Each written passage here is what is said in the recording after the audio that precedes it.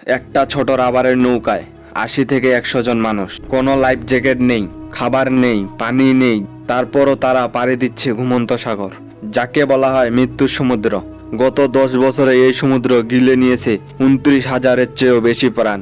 আর তার মধ্যে বাংলাদেশির সংখ্যা হাজারেরও উপর। দালাল বলে ৮ থেকে ১০ লাখ টাকা ইতালি, ২ থেকে ৩ ঘন্টা শান্ত সমুদ্র যাত্রা। কিন্তু বাস্তবে যাত্রা শুরু হয় লিবিয়ার জেলে আর শেষ হয় সমুদ্রের তলায়। আজ আমরা দেখব ভয়ঙ্কর সত্যি, যাতে আর কেউ এই ফান্দে পা না দেয়। যুদ্ধ, বেকারত্ব, রাজনৈতিক অস্থিরতা, এই কারণে বাংলাদেশ থেকে ২০২৪ সালে ১২,০০০ মানুষ ইউরোপ গেছে। দালালের মিথ্যা স্বপ্ন, ইতালিতে গেলে মাসে ২ থেকে ৩ লাখ টাকা কামাইবা। কিন্তু বাস্তবটা অনেক ভয়ঙ্কর। ইউরোপ যাওয়ার ৩টি প্রধান সমুদ্রপথ: পশ্চিম ঘুমন্ত সাগর, মরক্কো, স্পেন; মধ্য ঘুমন্ত সাগর, লিবিয়া, তিউনিসিয়া, ইটালি, এটাই সবচেয়ে মারাত্মক; পূর্ব ঘুমন্ত সাগর, তুরস্ক, গ্রিসের দ্বীপ মনে হয় কাছাকাছি, কিন্তু একটা ঝড় উঠলেই ১০ ফুট উঁচু ঢেউ আসে। আর রাবারের নৌকা উল্টে যায় ৫ মিনিটেই।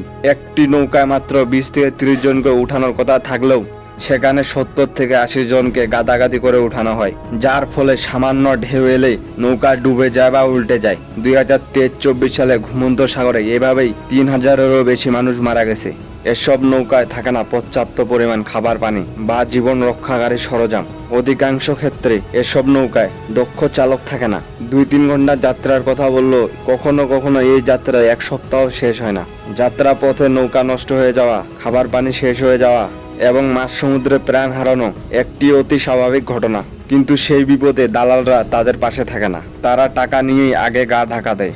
লিবিয়া বা তুরস্কের ক্যাম্পগুলোতে অনেক সময় অভিভাবক প্রত্যাশীদের বন্দি করে টর্চার করা হয়। তখন তাদের পরিবারের কাছে বিপুল পরিমাণ মুক্তিপণ দাবি করা হয়। ইউরোপ মানেই অনেকের স্বপ্নের দেশ, বিশেষ করে আফ্রিকা, মধ্যপ্রাচ্য বা দক্ষিণ এশিয়ার মানুষেরা ভাবে ইউরোপ গেলেই কাজ পাওয়া সহজ হবে এবং সেই সাথে ভালো বেতনও পাওয়া যাবে। অনেকে ইউরোপে থাকা আত্মীয় বা বন্ধুদের কাছে শুনে ইউরোপে টাকা উপার্জন করা অনেক সহজ, কিন্তু বাস্তবতা অনেক কঠিন। তো বন্ধুরা, আজকে এই পর্যন্তই। দেখা হবে নতুন একটা পর্বে। সবাই লাইক, কমেন্ট, সাবস্ক্রাইব করবেন। ধন্যবাদ।